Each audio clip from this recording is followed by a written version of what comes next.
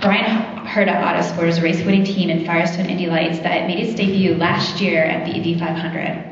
Brian, a few weeks ago in St. Pete, you guys made a very special announcement that Dan will be joining you for this year's Indy 500. Now you have some more exciting news here in your hometown. Yeah, thank you everybody for coming out. And I just want to recognize my partner, Steve Newey, who's also here with us today. We're very pleased in the Long Beach Grand Prix, which is the race that I grew up coming to and the race that made me want to become an IndyCar driver, to announce that for the second year for us and the fourth year for them, William Rast will be the primary sponsor on our IndyCar. And in addition to that, our car will be co-entered by Mike Curb and Kerry Agajanian, so it will be a Bryan Herta Autosport Curb Agajanian entry with sponsorship from Curb Records and Big Machine Records, which is their two major country western labels, very, very popular labels. And so to bring them on board, in addition to William Rast, who's been a tremendous partner to us in the last couple of years, is very exciting for us. And we also have some news a little later on about the show car that we're going to unveil and where that's going to lead to. Thanks, Brian. Colin, as Brian just alluded to, this is the fourth year that William Rast will be entered in the Indy 500. What does it mean to have your brand paired with a winner like Dan Weldon?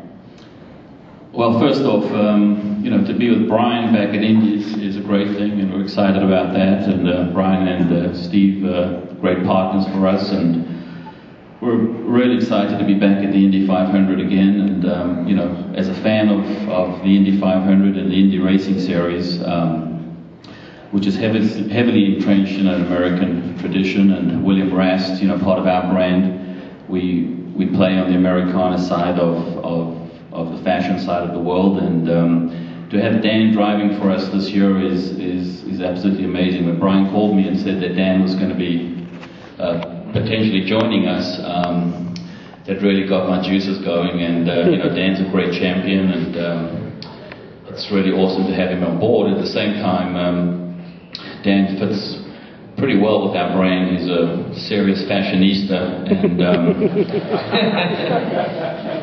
we had to load up on inventory this week after he took a visit to our store in Century City. But no, it's great to be here, and we look forward to a fantastic month in May, and it's just really, really exciting. Dan, as we mentioned, you won the race in 2005. You've got 2 second-place finishes there, 4 top 4 finishes at Indy 500. You love that track, but more importantly, have you been on the shopping spree with them? I have been. It's like Christmas for me. It's like Christmas, birthday, and everything all rolled into one. So for me to be associated with William Rast and driving the Curb Big Machine number 98 car, I'm extremely excited. It's been great to meet Colin. I will say I've had to go and get 2 more bags to take all the clothes home, but it's a fantastic brand. As a fashionista, William Rast is certainly a premium brand that I have already a lot of their stuff in my closet. But after our little trip to Century City, I think I'm going to have to take over my wife's closet now. But, I think it's going to be an incredible time for all of us. I think we're very, very determined to go to Indianapolis and perform very, very well. It's great that we have these relationships like we do, and I think everybody's excited. But the main goal for certainly us is to go there and perform and give ourselves a chance to win. For me to drive with Brian and Steve is something I'm extremely excited about. I think over the years I've certainly matured, and the way I can perhaps finagle Brian to do different things with the race car, I've already tried to have him develop the race car before it's even hit the track, is something where I think that shows that we're both incredibly hungry to do very well. So I can't wait. I'll be looking good at the track wearing the William Rast clothing. Check out the jeans that I'm wearing today because you'll like them too. But it's going to be a great month, and I can't wait to get to the track. Brian, the Curb Agajanian name has such a long, storied history at the Indianapolis 500. Can you tell us how this partnership came about? Really, you know, the Agajanians, I grew up racing at Ascot in karts. That was where I got my start, was racing karts on the short oval, the dirt track over at Ascot. So I got to know Kerry Agajanian, the whole Agajanian family when I was a kid, and I kind of grew up with them, and we've stayed in touch. And this year when this program started coming together, you know, and we needed partners that could help grow our team and help take us to the next level. And we knew that as a driver, with Dan Weldon, we had a driver that was going to push us to go to the next level. And so I called Kerry. It was a very easy conversation. They obviously, with Mike Herb, have a great history of entering cars at the Speedway.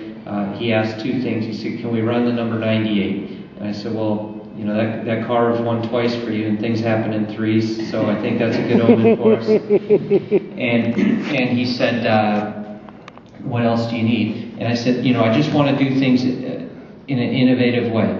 And he said, well, Mike Herb's got an interesting project right now. He's involved with the Ronald Reagan Centennial Celebration. And we're fortunate to have Stuart McLaurin here from the Ronald Reagan Library, and I want him to come up and just say a few words about the car we're about to unveil and where that car is going to be and where it's going to be on display for several months after this. It's pretty exciting. It's great exposure for the series, for our sponsors, but hopefully it's also an indication of the way we think as a team, and we're doing things a little different. So, Stuart, if you wouldn't mind coming up and just telling everybody what we have in plan, what we have in store for the show car after we unveil it. Thank you, Bryan, very much. It's an honor to be here representing the Ronald Reagan Presidential Foundation during the centennial year of President Reagan's birth. He actually got his professional start as a radio broadcaster, many of you may know, in Des Moines, Iowa. We actually called races at the fairgrounds at the Des Moines racetrack. And we have wonderful pictures of him with race cars in the 1930s. And we have a great friendship in Mike Herb as well. He was close to President Reagan long before Mike Herb ran for Lieutenant Governor of California. So we're very honored to be associated with these great names and brands in racing, Herb Agajanian, the Bryan Herta, Dan, and the RAS brand as well. And what we're opening at the library on May 27th is an exhibit of 12 cars, Indy cars, Cup cars, NASCAR Cup cars, and NASCAR trucks that we're going to have on display from May 27th until October 23rd. If you've never been to the Reagan Library in Simi Valley, California, it's about 35 miles northwest of Los Angeles. We actually have the Air Force One aircraft that President Reagan and 6 other presidents used, and it's there in a beautiful hangar that's glass windows that look out over the mountains. And this exhibit, starting on Monday, we will have the car that's going to be unveiled today, as well as a 98 NASCAR car that we unveiled a couple of weeks ago, that will be on display starting this Monday, and then the full exhibit will begin on May the 27th. So we'd love to welcome you out to the library during this centennial year and for this special exhibit, and it's really an honor for us to be a part of this. We shared the glimpse of the car with our Board of Trustees and with Mrs. Reagan on Thursday, and she got a big kick out of it, and we're excited about having the car part of our exhibit starting in May. Thank you very much. Thanks, Stuart. And just a reminder, after today's press conference, we will unveil that number 98 car out in the IZOD IndyCar Series Fan Village located in the Expo Center. But before we head out there to do that, we'll open the floor to questions for our participants. Lewis. Dan, there's a new compressed schedule this year. A new compressed schedule this year. Is it possible that it levels the playing field against some of the 2, 3, 4 car teams? I think certainly going into Indianapolis this year, it's different because you don't have the kind of Kansas warm-up race leading into it. And I know Kansas is obviously very different to Indianapolis, but when you have a race prior to that race, you'd already start practicing. So I think some of the other teams haven't done that many miles on ovals yet, if any at all. And I think hopefully everybody back at the race shop is obviously focusing on preparing a car with a good body fit, and the guys are starting to gel. So personally, we're at a slight disadvantage having not raced in these first 4 races, even though that they're road course races. But it's much less than what it has been in the past, and I think hopefully with the experience that I have and the team has, I think we'll perform strongly from the get-go. And I mean, obviously Bryan and I are friends. We've been friends a long time, but at the same time, this is about winning. I was speaking to Steve yesterday in the truck.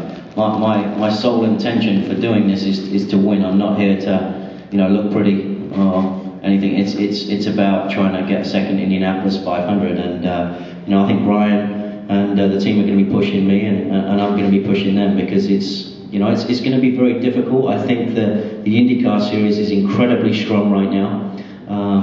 The difference between the quickest car and the slowest car, I think, is probably going to be the closest it's ever been. It seems to be incredibly competitive, and we're going to have to do a very good job. But I think the person that wins the race this year should be incredibly proud of the achievement, because it's getting back to what it used to be, and that's going to be fun to be a part of. Dan, talk about that a little bit more. I mean, I'm really interested in the fact that even though you're not part of the first 4 races, you're really wanting to get back in the car. You don't care that you've won the championship. You don't care that you won the Indy 500. You still want to get back in there. What's driving you? What's really pushing you to do this still? Because I don't like sitting at home. It's very difficult to explain to people what it's like. I mean, to tell you the truth, it's great to be here and meet everybody from William Rast and the Curb people, but by the same token, it hurts because you want to be in the race car so bad. I've always competed in the full season, and this year has been to some degree mentally tough, but I think it's gonna bear a lot of fruits. So it gives you a lot of time. I've been training a lot more than I ever have, because I've been at home all the time. I've been driving my wife mad, I know that. But it also, to some degree, I think it makes you more hungry, because when you've been doing it for so long, and then it's taken away from you, you want it back really bad. And I haven't won for I think 2 years now, and there was a spate I was winning all the time. So I certainly believe that I have the capability to get back to doing that. I wouldn't have signed with this team if I didn't think that was the case, and I'm going to use this motivation to get me back to where we belong.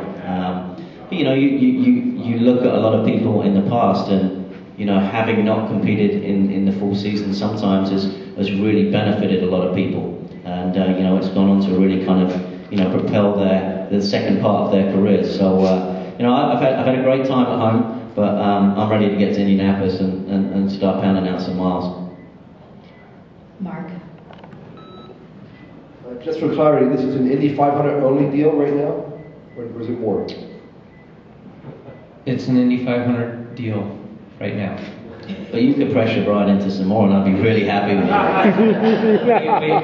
we do have some plans for Dan a little later on, but nothing to do with this press conference. Any other questions?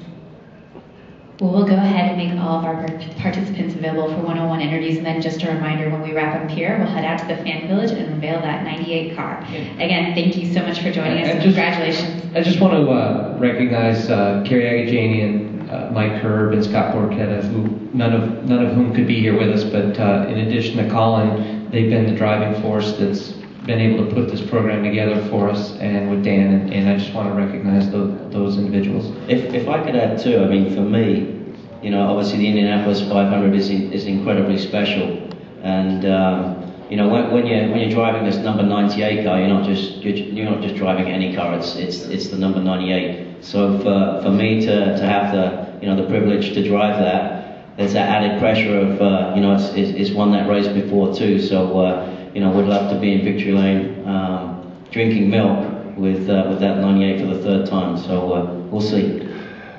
Well, again, thank you so much to everyone for attending today, and we'll do interviews, then head out to unveil the car. Thanks.